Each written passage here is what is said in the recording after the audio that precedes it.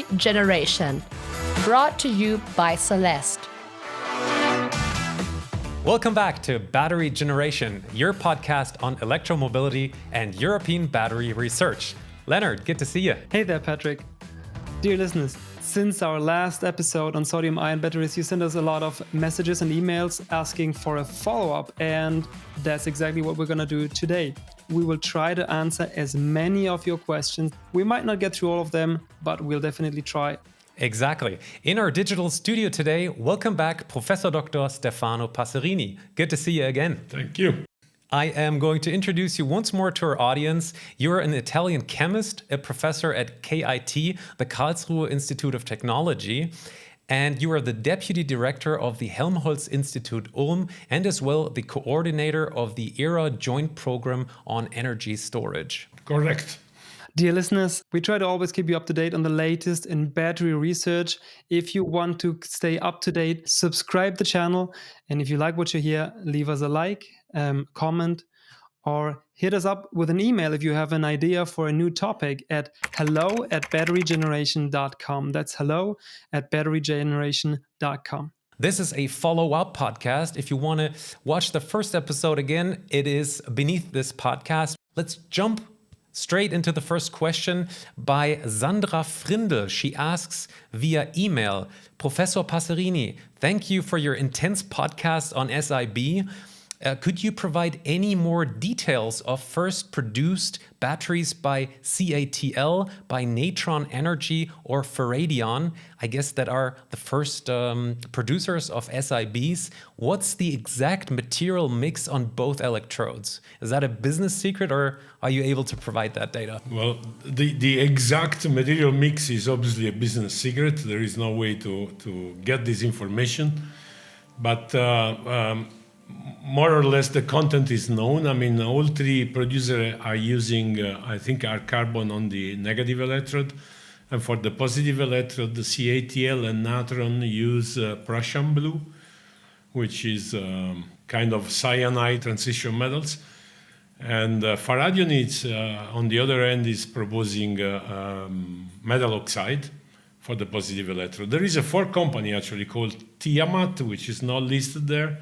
Is a small company in France, and they are using phosphate, a vanadium phosphate material, which offers very high power but less energy than the other cathode positive electrode materials. You have displayed sodium-ion batteries in the last podcast as very sustainable.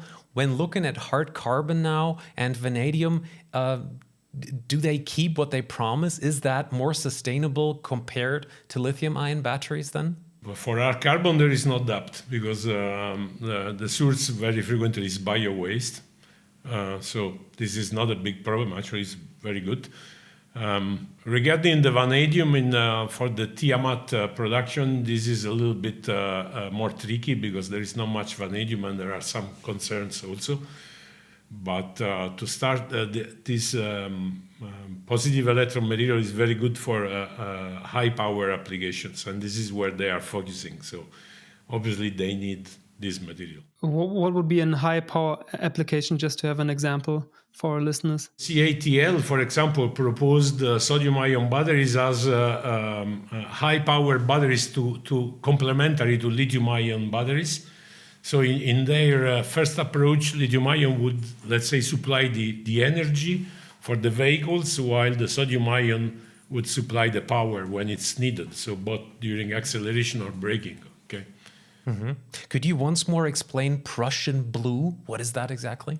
Prussian blue is a chemical composed of usually iron and other metals, and complex or in a complex molecule, including 6 cyanide groups.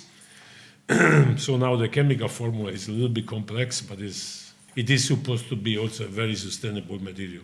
Let's jump into the next question here by David Tucker. You'll see why I'm asking that now.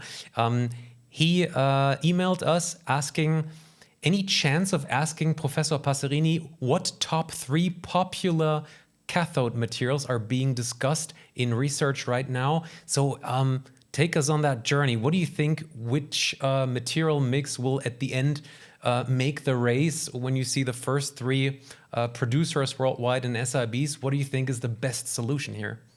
Well, all of them have some advantages and some disadvantages, but more or less the three most popular cathode materials are those that I mentioned. So the Prussian blue or Prussian blue analogs, oxides, and from Faradion or Faradion, and the vanadates from Tiamat. The large company are more pointing on focusing on Prussian blue, so CATL, but I think also oxides have a future, because they are pretty promising. Vanadates, there is this limitation on the cost and availability of vanadium, which can be a kind of block for their industrial development. There was a user, Shirin Bible, and she was wondering about how is this sodium-ion battery as a whole greener? Iron and aluminum are two of the most abundant metals on the earth. Okay, so manganese is also very abundant, much more than the cobalt and nickel, which are used in lithium-ion batteries. We are talking about orders of magnitude. Okay, so iron it's extremely abundant. Aluminum is extremely abundant. Aluminum would replace copper on the negative electrode in sodium-ion batteries. Iron can replace nickel and cobalt. Manganese is also used and is also pretty abundant. So most of the metals proposed so far for positive electrode sodium-ion batteries are very abundant. So we could say that all of them are actually a far greener solution than what we see with lithium-ion batteries. Well, greener is yes, but especially sustainable, because there is really plenty of these metals on the earth crust.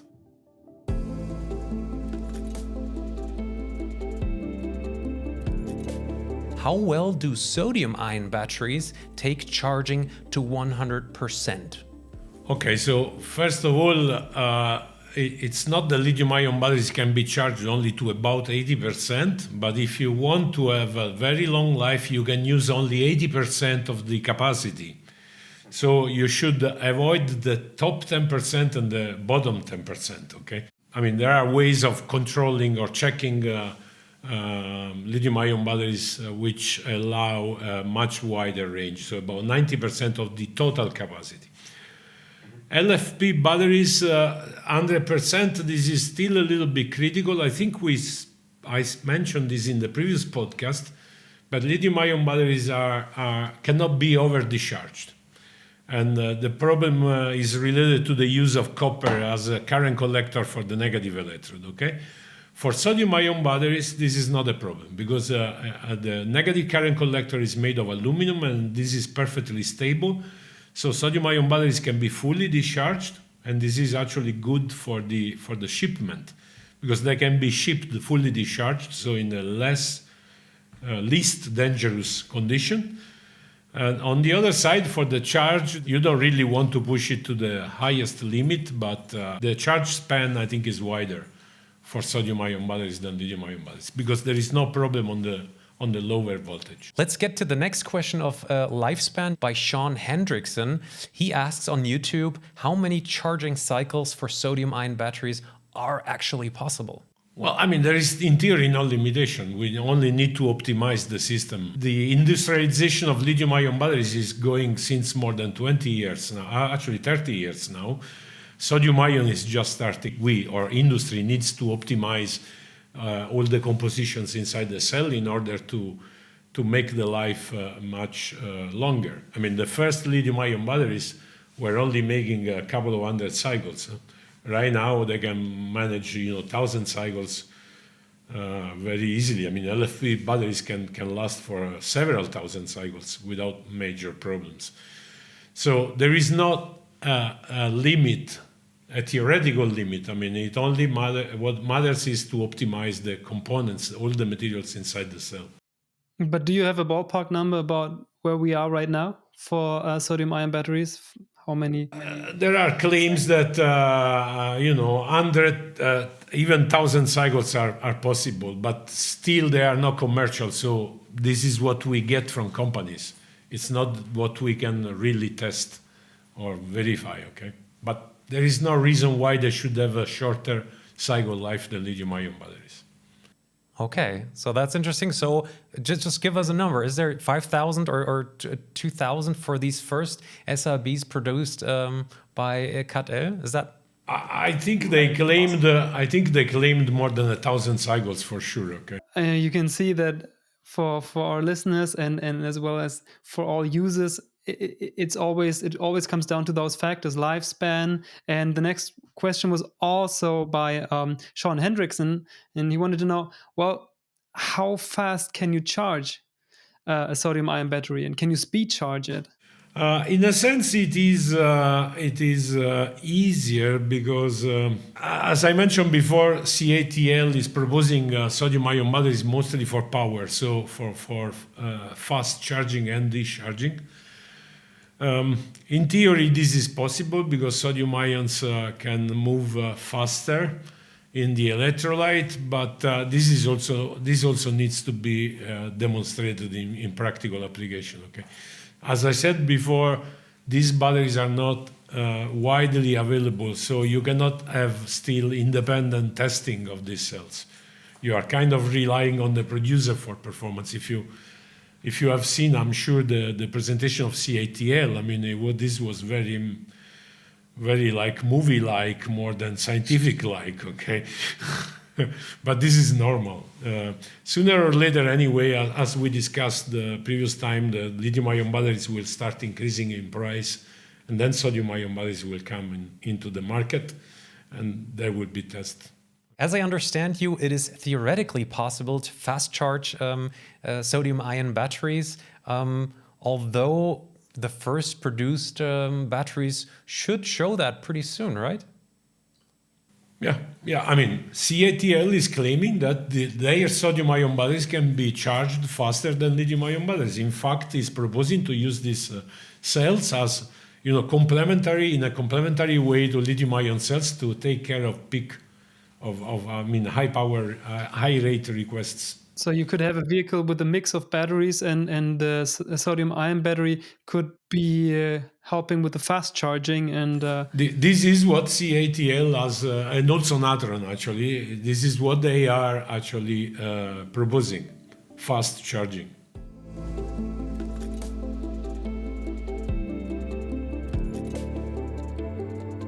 Next question comes from Colombia. Manihot Escuelenta asked on YouTube, I want to learn about sodium batteries. What book should I read and what topics in order to understand everything about sodium battery? Thank you from Colombia. So now I cannot really make advertisement of a book, but I edited the encyclopedia of electrochemical energies or batteries, let's say, and there is also a chapter on sodium-ion batteries to get the first inputs. Okay, but there are many publications. I mean, I'm not sure there is a specific book on sodium-ion batteries yet. There are many on lithium-ion, and the concept, the mechanism, everything is very similar. Okay, the mechanism, the principles are the same. Okay, so Manihot will provide you a list of top 3 books that Professor Passerini will provide us after this podcast, maybe. Let's go to the next question by Martin Böhmer. He asks via email, do sodium-ion batteries really not form dendrites at all, and why is that? And maybe we should also say why dendrites are a problem for those who maybe are not so familiar with that. Okay, dendrites are practically, instead of having the sodium-ion or lithium-ion host inside the negative electrode, the metal is plating on top of the negative electrode, okay? And then you can get these metallic wires growing inside the cell, and when one of these kind of metallic wire is reaching the other electrode, then you have an internal short circuit. And this is a big safety problem, okay? To be honest, I don't know from where Mr. Böhmer got this information. I don't think I stated this, but this is unfortunately not true. I mean, if R carbon is used for the negative electrode, then you can have sodium metal deposition. graphite, which is used in lithium-ion batteries, below a certain temperature, practically you only get lithium metal deposition. You don't have insertion into the active material anymore. Maybe our carbon electrodes are less sensitive to this, but I would not exclude the possibility of dendrites growing into on the negative electrode sodium-ion batteries. Robert V asked on YouTube about costs. Now, hey guys, next time be more specific. At what exact price will sodium-ion batteries beat lithium-ion batteries? Please compare the exact dollars per kilowatt hour. I mean, is that even possible to answer? I mean, that's the thing of the future. I'm sure that CATL knows this.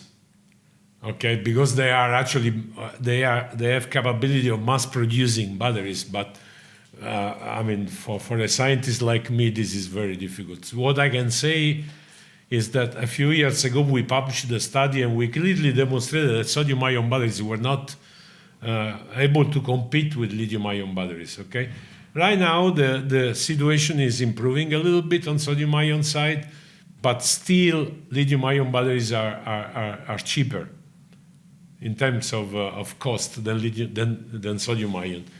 But lithium-ion batteries will increase in cost. This is for sure, because and then sodium-ion will become competitive. But I have no number. I mean, this is impossible. Only companies can let's say investigate this deep enough to make a real cost evaluation. We have seen the costs per kilowatt hour lowering up to, I think it was a little bit above $100. Nowadays, that increased another 50% within the last months. I think this is going the opposite way. So I guess the frame for sodium-ion batteries is getting better and better. So I guess once they hit in price, it'd probably be a no-brainer for sodium-ion batteries to be successful on the market. Yeah, definitely. I mean, lithium-ion is. I mean, the cost of some materials, especially associated with the recent crisis, let's say in Eastern Europe, the cost of lithium-ion is increasing. I mean, the cost of nickel is increasing, and so on. So, I think the sodium-ion batteries may become competitive even sooner than what was in the mind of many before last year, let's say. 144 Don says on a YouTube comment, "Shh, don't say this too loud. Once Wall Street hears about this, salt will be more expensive than gas."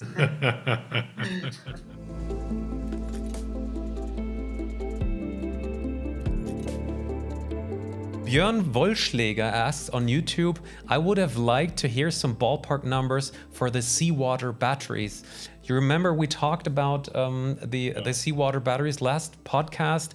This is a little bit different from what CATL, Faradion and Natron Energy now are producing. So would you once more explain to our new listeners what is a Seawater battery, and could you provide some new numbers? I mean, the concept is completely different, right? In a sodium-ion cell is like a lithium-ion cell. There is no difference. It's just sodium instead of lithium and some other materials changed. In a sodium seawater battery is a completely different system, in which in practice what we are doing, we are extracting sodium from water and storing it in a kind of metallic or close to metallic state, which is a very high energy state, and then we are reconverting it back into sodium ions that can be reinjected in water. But the system is completely different. I mean, you need to have seawater entering into the cell. It's more similar to a flow battery than a conventional battery, okay? Cost for these cells is very difficult to estimate now because they are still at an even lower technological development level. We are trying to optimize materials here in HIU and not only also in somewhere else in Europe, but actually there is a startup company in Korea. I think the name is 421. But I also in their case, I think they still are not at the level that they can define a real cost. I mean, from the material point of view, they should be substantially cheaper, but they have to compete. For different applications. It's redox flow battery. It's not lithium-ion cells. Okay. And as for applications, I mean, it has to be inside of seawater, right? So it's probably more for maybe buffering grid variances for electric current or something like that, right? Or you can store huge amount of energy if you extract the sodium out of the cell and you put in a container. Then you can reuse it after many months. So, for example, seasonal energy storage, but it's a completely different approach. Okay. Is it still possible? I mean, you have experimented with that Korean test or lab cell. What are the first numbers you can provide regarding energy density? Oh, energy density depends. It's like a redox flow battery, okay? It doesn't count.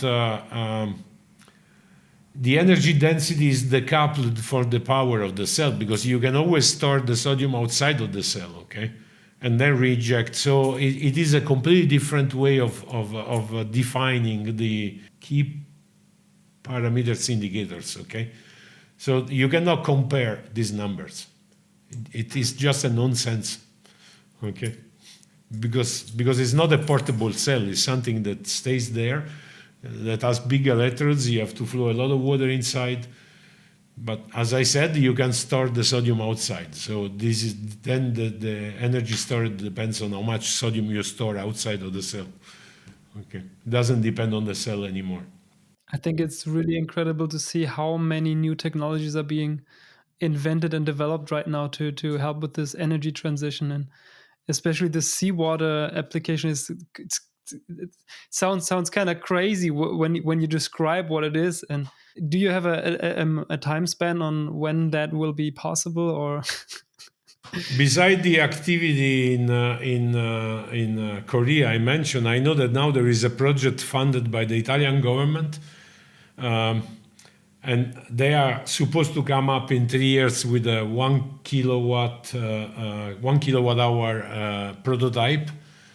If they are successful in making it, because this means going from very tiny small cells we are testing in the lab to big cells. If they are successful, then maybe another 4 or 5 years to be fully industrialized to the large scale. So let's say 10 years from now, if successful. It could be that the Koreans are coming up before, though. That's the risk. Brian Darnell asks via Facebook, what's the chance of solid-state sodium-ion batteries being produced soon? I mean, solid-state lithium-ion batteries, for example, exist, but they are not developing into the market because they have the same problem of solid-state lithium metal batteries, okay? And the same might apply for sodium-ion batteries. So if the lithium metal solid-state batteries will be successful, then the sodium version will come up right after. Mm-hmm. How far are you in research? What are the biggest challenges? Biggest challenges for lithium metal or sodium metal electrodes are the dendrites we were talking before. Because, when you have a metal ion battery concept, you only need to avoid that the metals are plated, which is only in extreme cases, okay?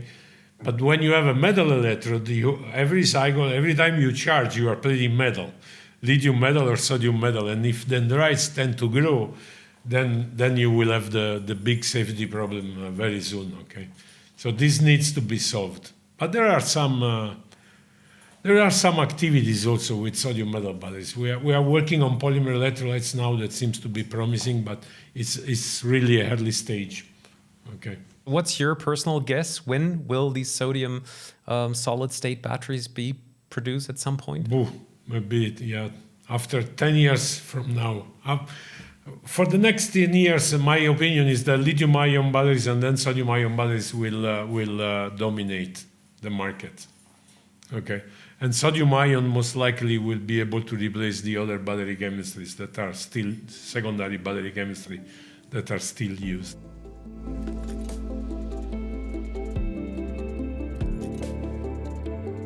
Now, Howard Patrick asked us on YouTube, What is the possible future for sodium sulfur batteries? What do you know about that?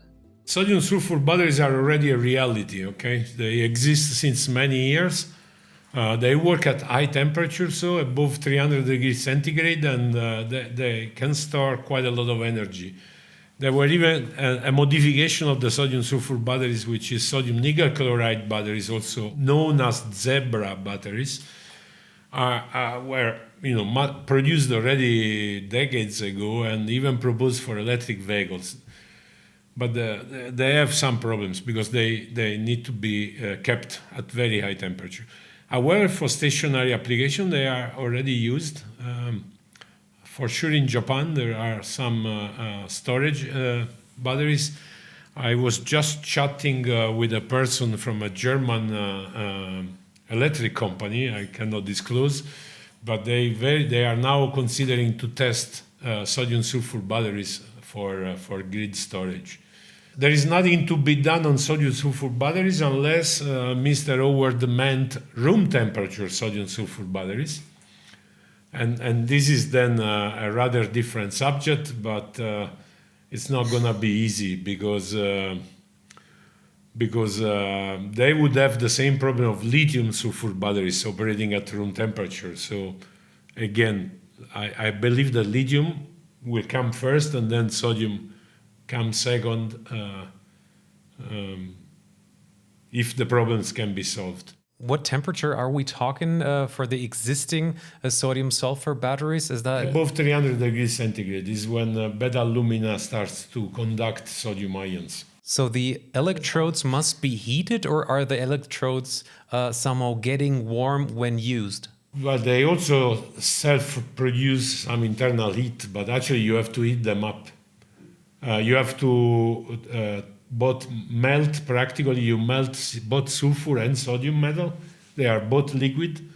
And you have this beta alumina, this is a ceramic material which is separating the two compartments. Above a certain temperature, around 300 degrees centigrade, sodium can go across this ceramic material fast enough to get a good performing battery.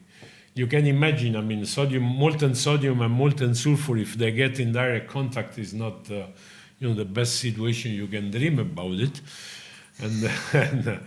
And then obviously the key there is to realize this solid electrolyte which separates the two compartments. So what's your personal guess when now talking different cell chemistries of sodium-ion batteries? We have the sodium-ion batteries that are liquid. We have solid-state sodium batteries. We have sulfur and seawater batteries. What do you think comes first and probably last?